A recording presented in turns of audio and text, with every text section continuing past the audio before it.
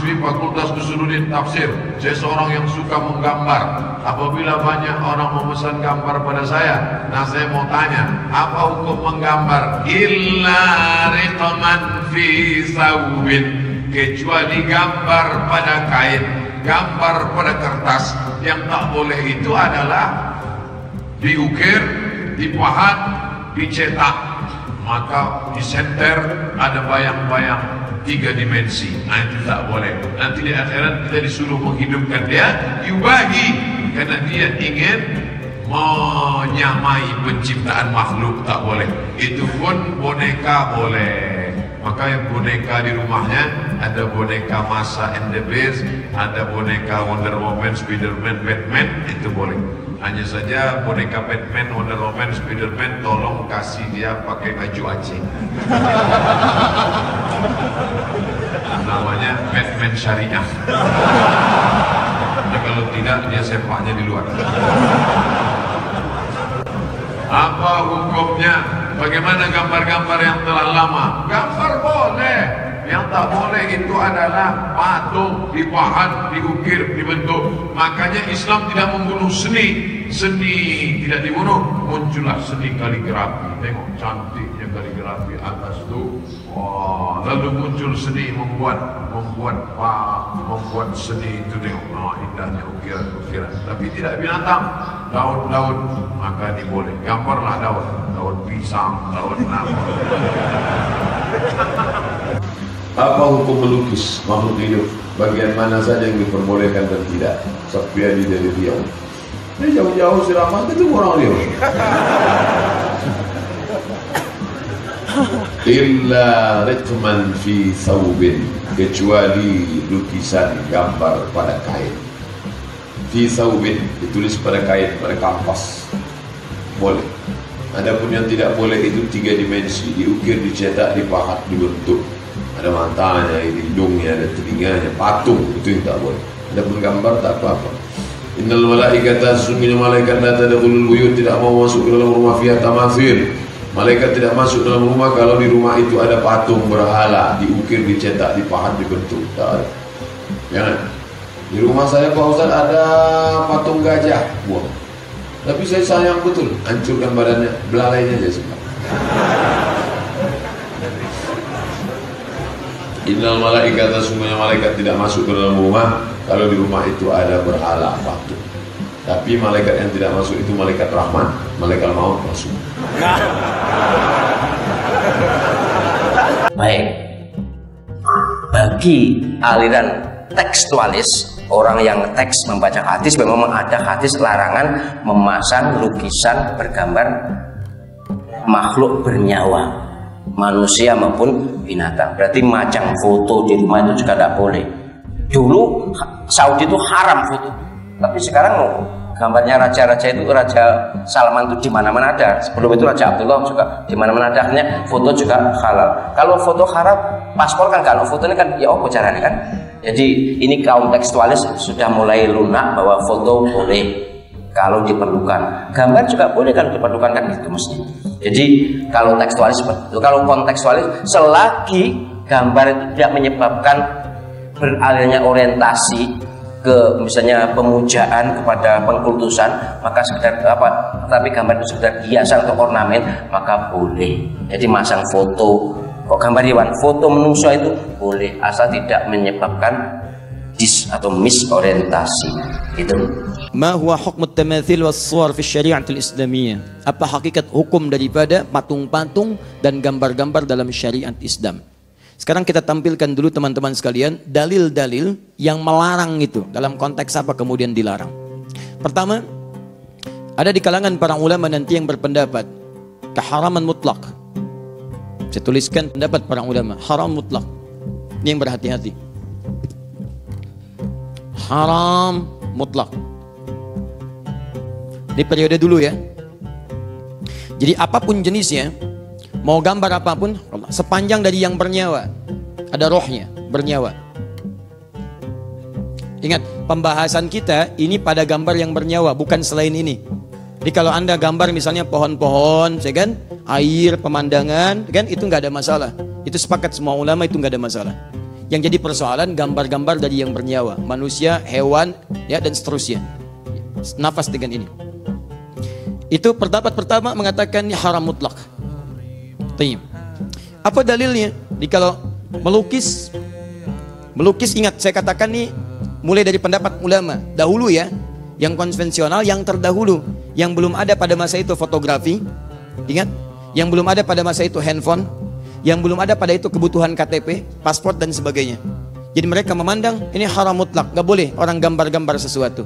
Ya, apa kemudian dalil-dalilnya? Pertama, mari kita turunkan an-nassul awal. Dalil yang pertama, ma rawahul Bukhari wa Muslim an Aisyah radhiyallahu taala anha an Rasulillah sallallahu alaihi wasallam annahu qala. Diriwayatkan oleh Al-Bukhari dan Muslim, sahih keduanya. Dari Sayyidah Aisyah, semoga Allah meridai kepada beliau, dari Nabi sallallahu alaihi wasallam bersabda, asyaddun nasi 'adzaban yaumal qiyamati alladhina yudahiuna bi khalqillah. Awas, orang-orang yang paling keras siksaannya, asyadd, paling keras siksaannya. Jadi kalau ada orang yang disiksa di neraka misalnya, mohon maaf, wah ini dipukulnya pakai tempat tisu, yang ini lebih keras lagi, pakai batu sekalian. Gig, ya kan? Ada orang yang cuma dicelupkan ke neraka. Cuma itu bukan cuma biasa ya. Cuma dengan segala sakit di dalamnya. Quran surah keempat ayat 56. Begitu dicelupkan hancur semuanya. Celupkan. Ini lebih keras lagi. Tarik sekencang-kencangnya, celupin gitu kan? Naikin lagi. Nah, itu paling keras. Siapa dia? Lihat alladzina yudahiuna bi khalqillah, yaitu orang yang mencoba-coba memirip-miripkan penciptaan Allah Subhanahu wa taala. Sehingga dengan itu terkesan seakan ingin menyaingi ciptaan Allah. Yudahin, kalimatnya yudahiu, bukan yushabihu lagi. Jadi bukan tasyabuh lagi, tapi mudahat.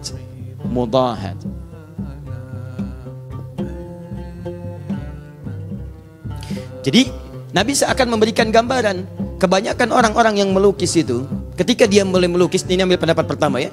Kata para ulama, hadis ini pertama memberikan kesan bahwa kenapa muncul siksaan yang besar di sini? Karena kecenderungan orang ketika membuat sesuatu yang bernyawa itu ingin membuat semirip mungkin. Lukis ingin melihat wajahnya. Begitu jadi, oh mirip ya. Ada kekaguman di dalamnya. Ini yang paling berbahaya. Ketika muncul kekaguman pada sesuatu yang dibuatkan pada hal yang bernyawa, ini persoalannya bukan sekedar fikih, tapi ada nilai akidah di situ yang terkotori. Akidah mulai bahaya. Seakan-akan ada yang bisa membuat yang mirip seperti ciptaan Allah. Maka nanti kita akan lihat bagaimana hadis selanjutnya pada yang seperti ini. Bikin patung, kan? Ada madam lilin, madam batu, madam macam-macam tuh dibuat. Mirip. Anda sih sebagian orang belum paham, tiba-tiba foto di sampingnya, foto ceklik gitu kan? Tapi persoalannya ketika ada kekaguman, kedahsyatan ke situ, bahkan menghadirkan suasana tertentu, auranya seperti mendapati aslinya, seperti seakan-akan bersamanya. Bahkan kadang-kadang terjadi penipuan luar biasa. Ceklik sedang berfoto bersama Obama, misalkan, misal, yang lain udah nggak ada. Bisa supaya kita menyebut kalimat yang berbeda. Mirip wajahnya dan dikesankan pada orang lain sedang berada bersamanya. Ya sudah dosa kuadrat. Dosa pertama bersama sesuatu yang salah, dosa yang kedua mencoba mengelabui orang lain. Paham ya? Tayyib. Hadirkan sini. Jangan dipotong video saya, awas hati-hati ya. Kita mencari cara yang terbaik.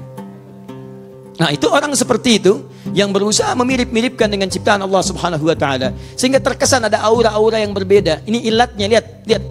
Dampak sebab hukumnya, ilatnya. Kenapa dilarang dengan sangat kuat? Karena dikhawatirkan merusak bukan hanya ke fikih tapi ke akidahnya. Ada sesuatu yang diturunkan, takut merasa ada sesuatu yang aura besar di situ, ada kemiripan. Maka yang seperti ini, lihat hadis selanjutnya. Rawal Bukhari wa Muslim wa ashabus sunan anna Nabi sallallahu alaihi wasallam qala, diriwayatkan tidak main-main. Di Al-Bukhari disebutkan, di Muslim disebutkan, di ashabus sunan, sunan, hadis-hadis. Kalau dalam ilmu hadis, sunan itu artinya kitab-kitab yang disusun isinya berdasarkan urutan fikih.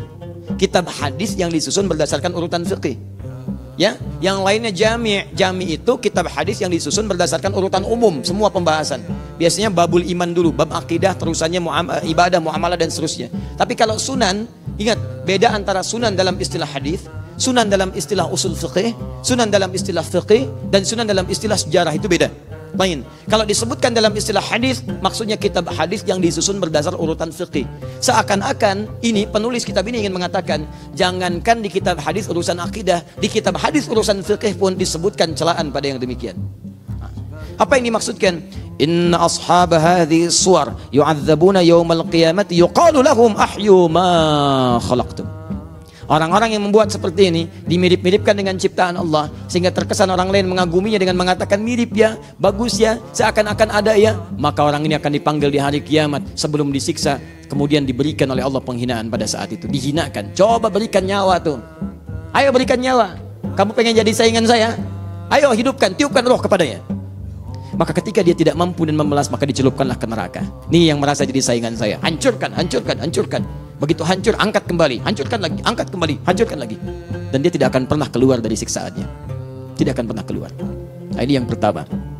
Teruskan, an-nasu tsanits, nas yang ketiga, rawal Bukhari wa Muslim wa Ahmad, an Abi Zur'ah, dari Abu Zur'ah qala, dakhaltu ma'a Abi Hurairah dar Marwan ibn al-Hakam, fara'a fiha tasawir wa hiya tubna, faqala sami'tu Rasulullah sallallahu alaihi wasallam yaqul, qala Allah azza wa jalla wa man azlamu mimman dhahaba yakhluqu khalqi. Tiba-tiba saya datang bersama sahabat Abu Hurairah. Kemudian saya mengunjungi rumah Marwan bin Hakam. Ketika mendapati di situ banyak gambar-gambar, bahkan ada yang tersusun dan membentuk satu bentuk-bentuk tertentu. Bubna, ada yang digambar, ada yang jadi patung-patung sebagian. Maka dibacakanlah hadis Nabi, hadisnya hadis qudsi. Wa man azlamu, yang tadi menyebutkan diazab. Yang tadi menyebutkan dihinakan. Yang ini disebut manusia paling zalim. Dan siapa orang yang paling zalim dibandingkan orang yang berusaha membuat ciptaan, ingin menyaingi ciptaanku. Tapi belum selesai. Falyakhluqu dzarratan falyakhluqu habbatan atau falyakhluqu sya'iratan. Kalau mau dibikin, bikinlah yang tidak bernyawa. Silahkan bikin misalnya gambar-gambar patung-patung, bisa kemudian dari biji-biji jagung, bisa kemudian dari biji-biji tumbuhan yang lain ataupun gandum dan sebagainya. Jadi gambaran hadis-hadis ini banyak hadisnya. Saya berikan contoh sebagai dalil dari kelompok yang pertama, teman-teman sekalian, bahwa untuk kehati-hatian pada gambaran-gambaran yang bernyawa, kelompok ulama pertama memilih untuk hati-hati dan mengharamkan secara mutlak. Mereka khawatir kalau bikin seperti ini, memang awalnya bikin biasa, tapi dikhawatirkan ketika jadi atau ketika membuat itu ada perasaan mirip juga ya dengan aslinya. Begitu ada perasaan itu, maka disitulah mulai terganggu keyakinan kita kepada Allah. Begitu orang lain mengagumi dengan berlebihan, disitu mulai ada gangguan dalam akidah.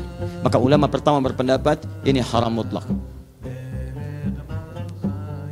pada yang bernyawa. Ingat satu, tapi mereka kecualikan ini dari kasus yang terjadi di zaman Nabi sallallahu alaihi wasallam. Kecuali dua hal.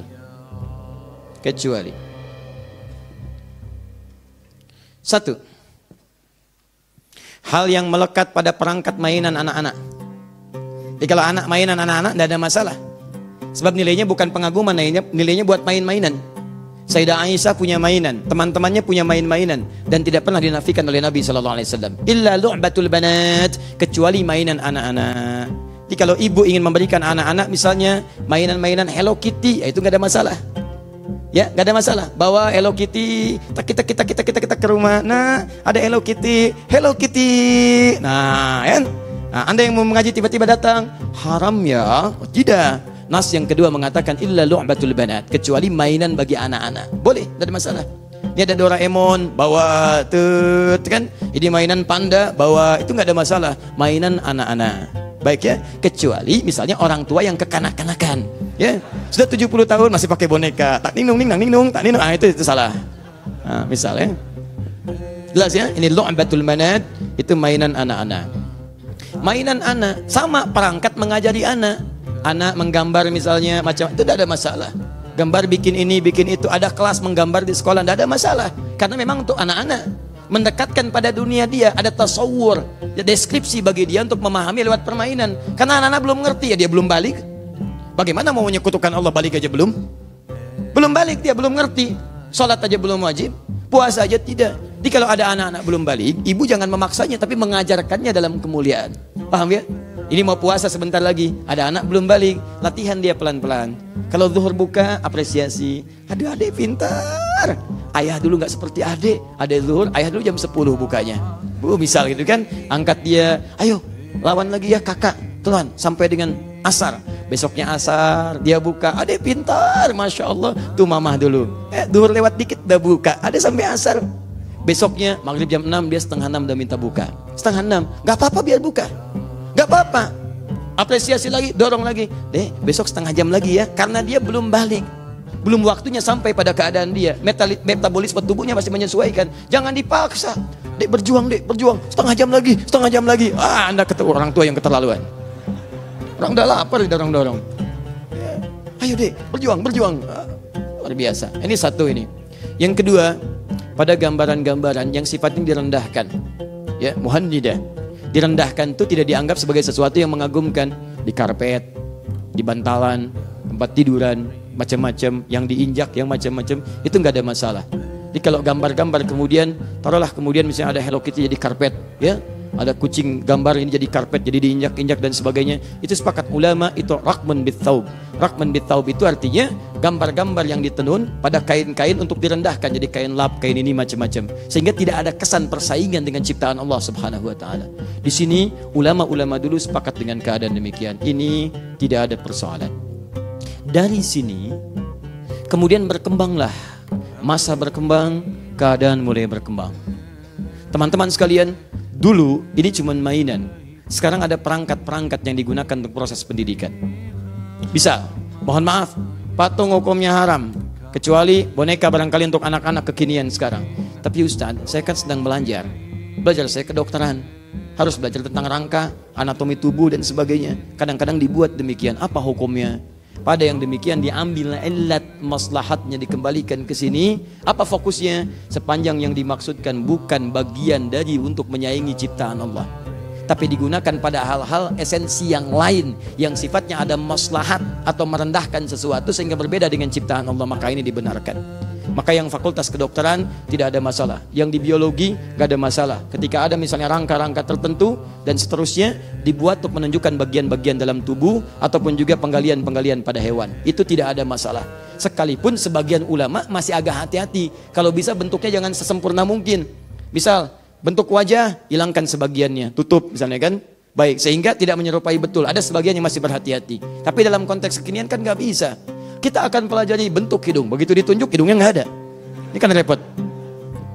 Adik-adik, sekarang kita akan mulai ya belajar tentang mengenal hewan-hewan buas. Mari kita lihat, ibu ceritakan singa. Seperti apa gambarnya bu? Haram. Nggak bisa. Karena kita ingin menjelaskan bagaimana kemudian bentuknya. Repot gitu kan kalau nggak ada.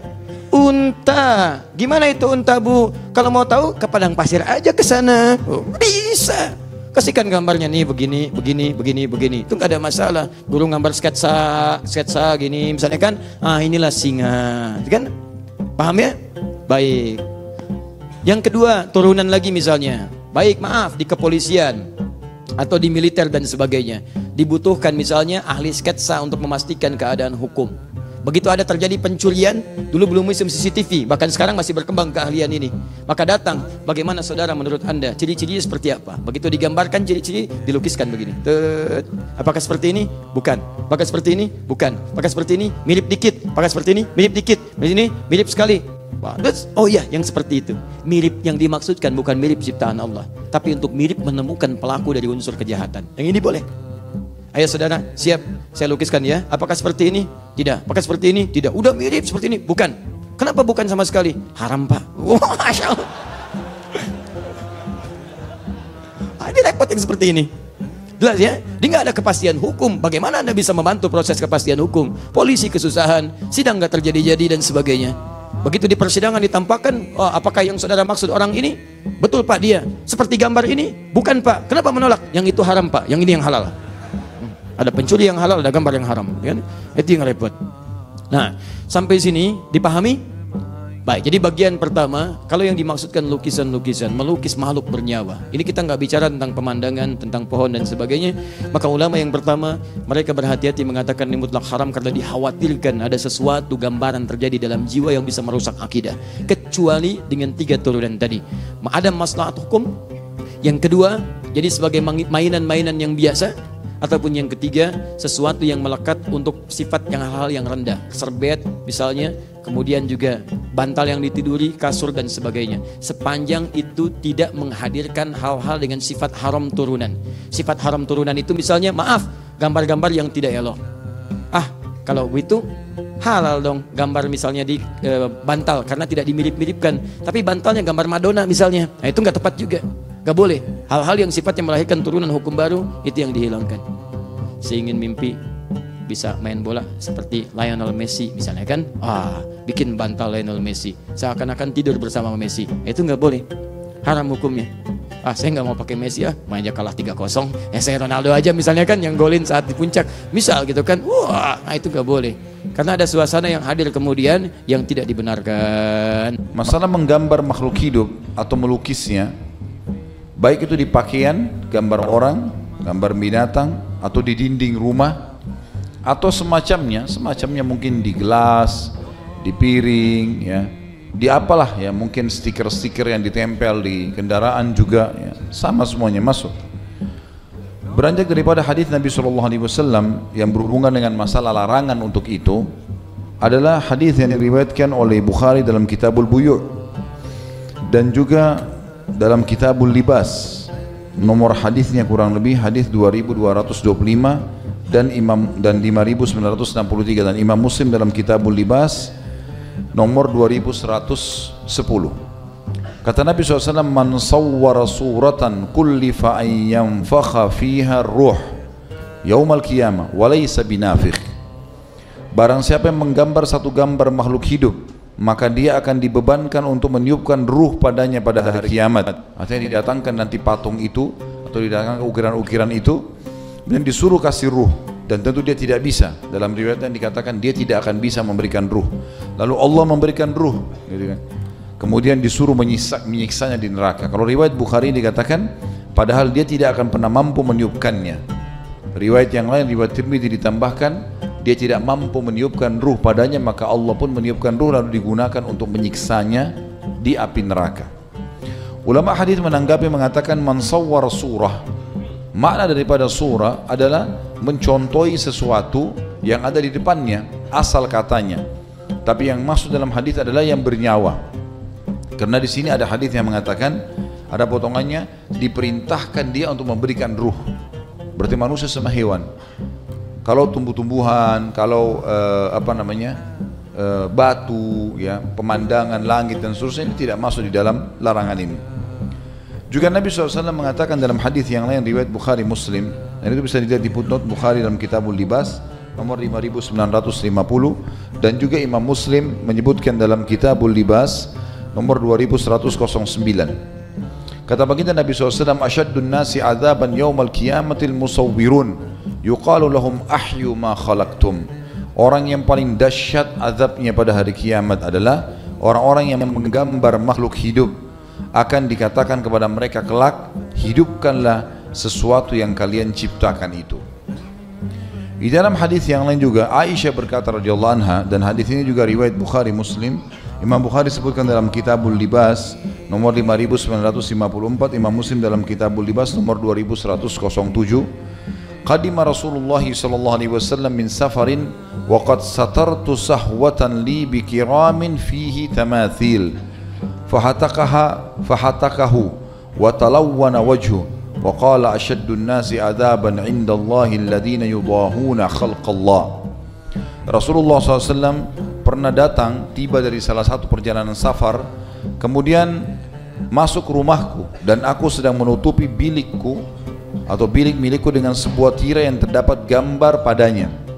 Sebagian ulama mengatakan ada gambar makhluk hidup, hewan-hewan ataupun gambar manusia pada beliau, maka beliau menariknya tadi tirai itu dan berubah warna wajah beliau karena tidak suka. Dan beliau pun sallallahu alaihi wasallam bersabda, orang yang paling dahsyat azabnya pada hari kiamat di sisi Allah adalah orang-orang yang menandingi ciptaan Allah.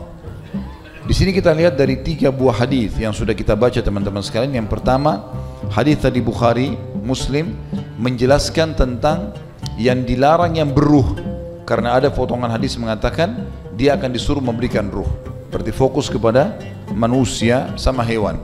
Hadis yang kedua menjelaskan kepada kita, menguatkan hadis pertama, disuruh hidupkan apa yang sedang mereka atau apa yang sudah mereka buat itu, yang berarti maknanya hari kiamat didatangkan semua yang dia buat.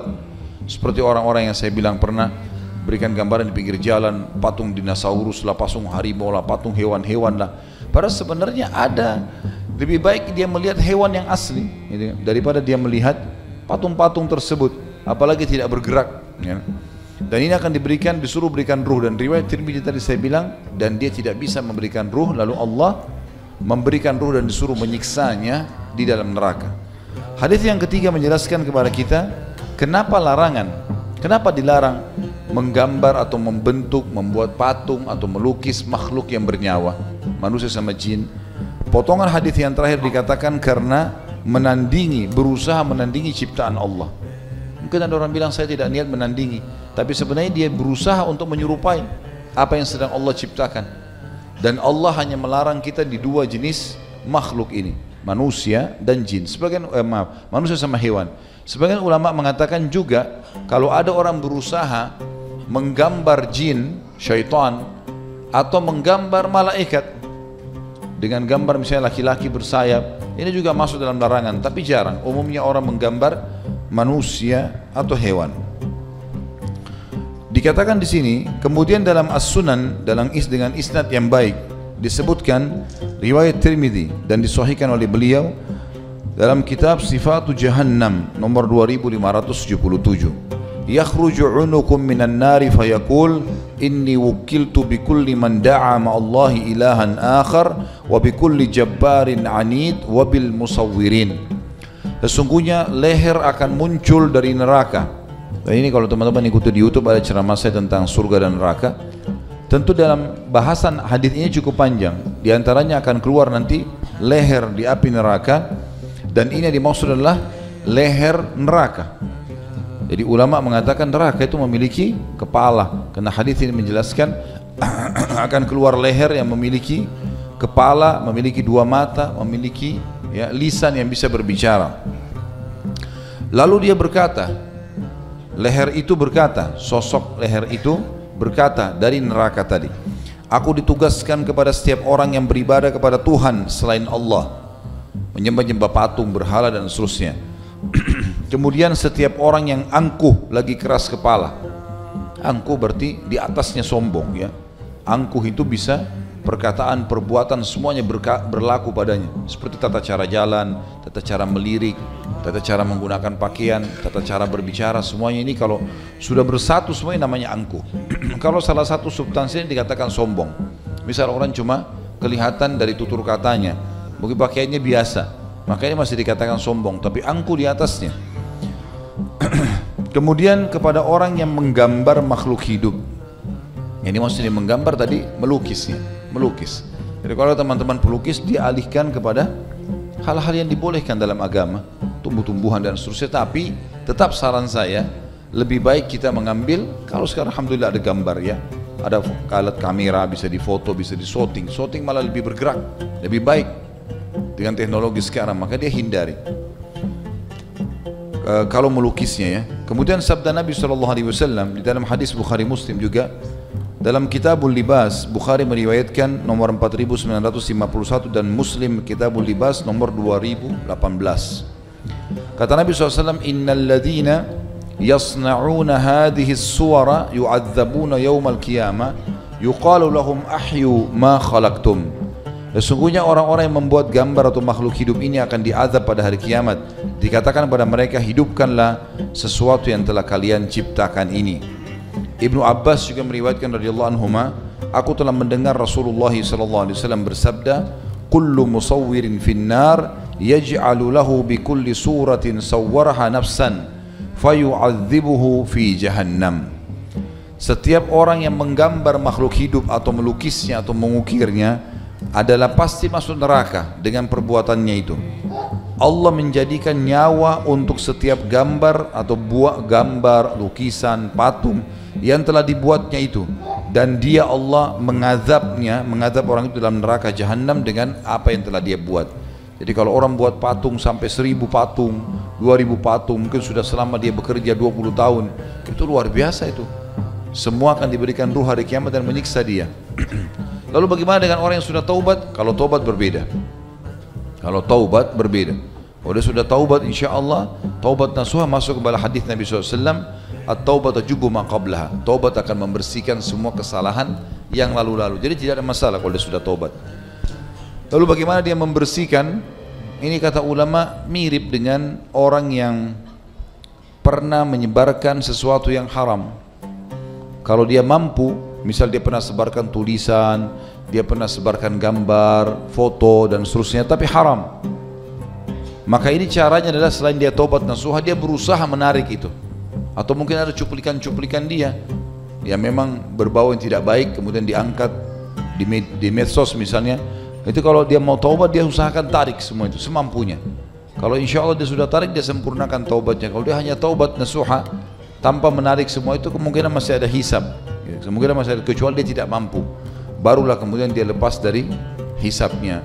Jadi ancaman ini hanya bagi orang yang tidak sempat taubat, tidak sempat taubat. Tinggal teman-teman sekalian berhubungan dengan masalah apa bedanya antara lukisan dengan foto. Lukisan adalah sesuatu yang diukir memang, yang dibuat, yang diukir, itu lukisan. Kalau foto itu seperti ciplakan, seperti orang melihat, seperti orang melihat dirinya di kaca. Jadi bukan ciplakan, seperti memang sesuatu yang nyata, itu saja. Ya. Maka beda di sini. Dan Syekh Utsaimin rahimahullah membedakan, dan beliau mengatakan tidak ada masalah dengan foto, tapi yang jadi masalah adalah lukisan secara langsung. Seperti ada orang sengaja pajang di rumahnya misalnya, yang dia pajang itu lukisan wajahnya. Ini semua untuk apa? Tidak ada gunanya. Lebih baik dia foto pribadi kalaupun darurat. Dan juga tetap sama, ada hukum lain, tidak boleh dipajang, tidak boleh dipajang. Kalau patung sudah jelas-jelas haram patungnya sendiri, pajangnya pun ada dosa sendiri. Makanya Nabi SAW mengatakan rumah yang ada patungnya atau lukisannya atau gambarnya yang dipasang di dindingnya dan yang ada anjingnya tidak akan dimasuki oleh malaikat, tidak akan dimasuki oleh malaikat. Foto pun ulama mengatakan hal-hal darurat, paspor, KTP, apalah SIM, sesuatu yang diperlukan, atau mungkin memang foto pribadi untuk visa kalau mau keluar negeri, atau mungkin dia mau simpan sebuah foto yang menurut dia penting untuk dia simpan, mungkin foto dia suami istri. Ini masih ada yang membolehkan asal tidak terjadi pelanggaran agama, seperti dia pajang misalnya di profilnya, atau akhirnya dipajang di media, di medsos secara umum, atau dia berbagi sama teman-temannya foto istrinya yang terlihat auratnya atau foto suaminya. Ini semua haram, hal yang diharamkan, tidak boleh sama sekali. Walaupun pendapat ulama ada yang mutlak mengharamkan kalau bukan darurat, kalau bukan kena paspor, kalau bukan kena KTP, ijazah, maka mereka tidak membuka pintu itu. Tapi Allahu alam, saya pribadi cenderung dengan pendapat Syekh Utsaimin rahimahullah tentang masalah bolehnya seseorang ya berfoto, tapi fotonya ini dalam hal-hal yang tidak melanggar agama. Kemudian disebutkan juga dalam hadis, dalam pasal kita terakhir ini atau bab kita terakhir adalah hadis Bukhari Muslim. Imam Bukhari meriwayatkan dalam Kitabul Libas nomor 5953 dan Imam Muslim dalam Kitabul Libas juga nomor 2111. Nabi SAW bersabda, yaqulullahu azza wa jal, wa man adlamu mimman dhahaba yakhluqu khalqan ka khalqi fa yakhluqu habba aw li yakhluqu sya'ira aw li yakhluqu dharrah. Sebelum saya baca terjemahannya, ini hadis yang paling tegas kenapa diharamkan membentuk tadi manusia dan hewan. Karena Allah tidak ingin disaingi di situ. Sama dengan sombong, sifat sombong. Pernah kalau nggak salah kita bahas masalah sombong itu. Ini jelas-jelas Allah subhanahu wa ta'ala mengharamkan sombong, karena dia mengatakan dalam hadis qudsi, Nabi SAW bersabda, Allah berfirman, sombong adalah pakaianku dan kebesaran ya adalah bagian, sombong adalah pakaian bagian atasku, dan keangkuhan ya, atau maaf, kebesaran adalah pakaian bagian bawahku. Maka siapa yang, maksudnya ini adalah masuk dalam zatnya Allah subhanahu wa ta'ala, sifatnya Allah. Maka siapa yang menyaingiku pada keduanya, aku akan lemparkan dia ke dalam api neraka. Kuasa Allah. Allah sebagai penyiar tidak ingin disaingi, gitu kan. Sama halnya dengan masalah ini. Dan tidak ada ruginya kalau kita tidak membuat patung, melukis, mengukir. Kita lebih baik pakai yang bermanfaat, ya. Hal-hal yang dibolehkan. Apalagi saya bilang tadi, sekarang dengan teknologi canggih sudah ada banyak sekali gambar-gambar yang bergerak yang bisa lebih bermanfaat. Kita memperlihatkan orang foto dengan memperlihatkan video, jauh lebih berpengaruh videonya. Maka lebih kita alihkan, dan tidak perlu kita mengambil atau tidak perlu repot-repot lagi melukis-lukis sehingga akhirnya menjadi hal-hal yang diharamkan dalam agama. Terlebih lagi kalau dilukis ini tidak jelas apa itu. Kadang-kadang orang melukis manusia dan ada orang di situ, kadang-kadang tidak. kepalanya dibesarkan, badannya dikecilkan, tangannya dibesarkan, kaki dikecilkan, dan macam-macam dibuat, gitu kan. Ditambah dengan tulisan-tulisan yang tidak benar. Ini semua teman-teman sekalian diharamkan dalam agama, tidak dibolehkan. Terjemahannya Allah Subhanahu wa taala berfirman, hadis dari Bukhari Muslim, dan siapakah yang lebih zalim? Zalim artinya orang-orang yang melanggar agama, itu namanya zalim. Daripada orang yang membuat makhluk seperti makhlukku. Jika mereka mampu, hendaklah mereka menciptakan biji-bijian, atau hendaklah mereka menciptakan gandum, atau hendaklah mereka menciptakan semut yang kecil.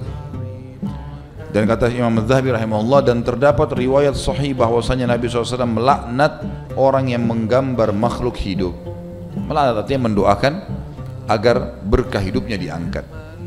Kesimpulan apa yang kita sampaikan teman-teman sekalian, diharamkan untuk mengambil, melukis, membuat patung, ya. Dan kata-kata seni harus bisa dialihkan kepada seni yang dibolehkan. Karena saya sudah pernah bilang, Islam harus ditradisikan, dijadikan sebagai kebiasaan, dijadikan sebagai budaya, dijadikan sebagai seni, bukan dibalik. Seperti kita lihat misalnya masa-masa kejayaan Islam, Khilafah Umayyah, Khilafah Abbasiyah, Uthmaniyah, kita lihat peninggalan-peninggalan mereka, kalaupun dikatakan seni, ya seni seperti pembuatan dinding-dinding, ukiran-ukiran. Kita lihat peninggalan misalnya Istana Hamra, atau mungkin masjid-masjid besar yang masih ada sampai sekarang. Peninggalannya adalah ukiran, itu seninya, ukiran-ukirannya, tulisan kaligrafinya yang memang dinukil satu sama yang lain, gitu kan. Keterampilan membuat pakaian, ya itu semua dianggap bagian daripada keterampilan dan seni. Tapi kalau kita masuk mengatakan, oh ini seni, bahkan sampai kadang-kadang diletakkan orang yang manusia yang tidak menggunakan pakaian untuk digambar. Ini semua adalah perbuatan haram. Melukisnya sudah haram, kemudian ditambah lagi orang itu tidak tutup aurat. Ini semua adalah jelas-jelas diharamkan dalam agama Islam. Allahu a'lam.